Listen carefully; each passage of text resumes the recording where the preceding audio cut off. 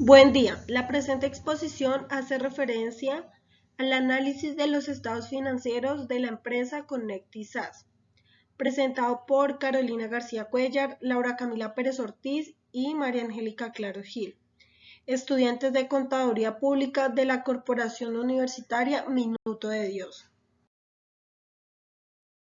Connectic, conectando al futuro.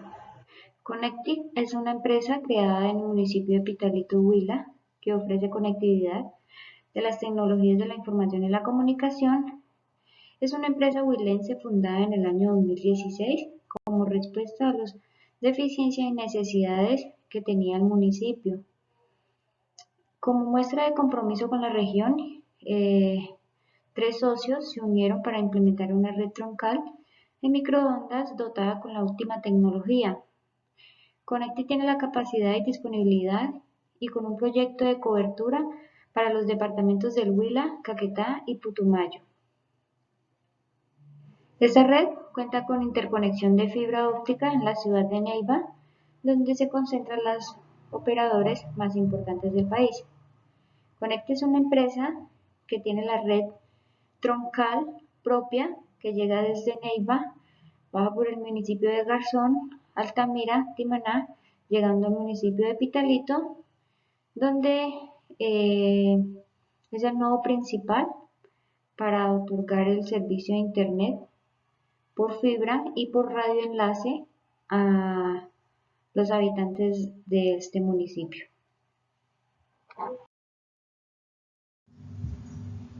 Análisis de la estructura de capital. La estructura de capital permite entender la forma en que una entidad financia sus activos mediante recursos propios o de tercero. Entonces, para determinar cuál es dicha estructura de capital, se realiza un análisis de rentabilidad-riesgo. ¿A qué nos referimos con rentabilidad-riesgo?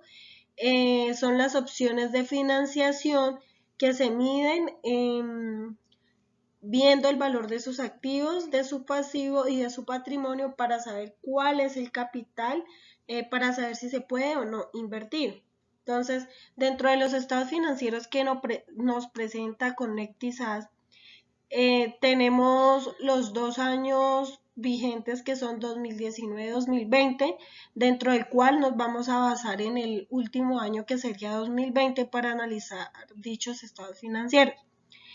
Podemos observar entonces un total de disponible que hace parte de los activos de esta empresa. Tenemos un valor de las cuentas por cobrar que nos presentan activos y avances, cuentas por cobrar a clientes, el anticipo de impuestos, provisiones y demás cuentas por cobrar, dentro de las cuales también se tienen, por ejemplo, el impuesto a las ventas retenido, impuesto de industria y comercio y otras. Dentro de estos activos también hace parte entonces la propiedad, planta y equipo, que como podemos observar, para el año 2020 esta empresa presenta un alto valor en el monto de esos activos, como en terrenos, maquinaria, equipo de oficina, de cómputo y de comunicación, y de igual manera se puede observar que no hay depreciaciones como tal para este año 2020. Bueno, entonces observemos ahora como tal el monto de los pasivos. Si encontramos pasivos corrientes y pasivos no corrientes, también existen unas obligaciones laborales como los salarios, las cesantías y todos esos pagos a los empleados. Y también nos presenta el total del patrimonio. Con estos valores se analiza como tal la estructura del capital. Después de observar todos estos movimientos, se puede observar que según dichos estados financieros ha habido un aumento en todos los movimientos de un año a otro. Nos referimos al año 2019 con el 2020. Si analizamos el año 2020 para establecer su capital, se puede decir que Connecti es una empresa que tiene una alta posibilidad de financiamiento. ¿Por qué podemos decir que es una alta posibilidad de financiamiento? Pues sus activos con un valor de 2.156.930.008 pesos puede cubrir con sus obligaciones a lo que llamamos contablemente pasivos que dichos pasivos hacen una suma de 1.039.942.754, quedando un saldo de recursos propios, es decir, que con estos activos se cubren unos pasivos y aún así nos están quedando un monto en los recursos propios de 1.116.988.254 pesos, indicando un valor significativo que si lo sumamos al patrimonio total de esta empresa, tendríamos un valor de 2.430.646.979 pesos. Esto nos indica entonces que tiene un alto porcentaje en su capital. Financiamiento a corto, mediano y largo plazo. ¿Qué es? Es el uso que se hace a las cuentas por pagar de la empresa, de los pasivos como los impuestos a pagar, las cuentas por cobrar y el financiamiento de inventario como fuentes de recursos. Entre los financiamientos de corto plazo tenemos el crédito comercial, el crédito bancario y el pagaré. El financiamiento a mediano plazo tenemos las líneas de crédito, los papeles comerciales y financiamiento por medio de las cuentas por cobrar. Como financiamiento a largo plazo tenemos la hipoteca.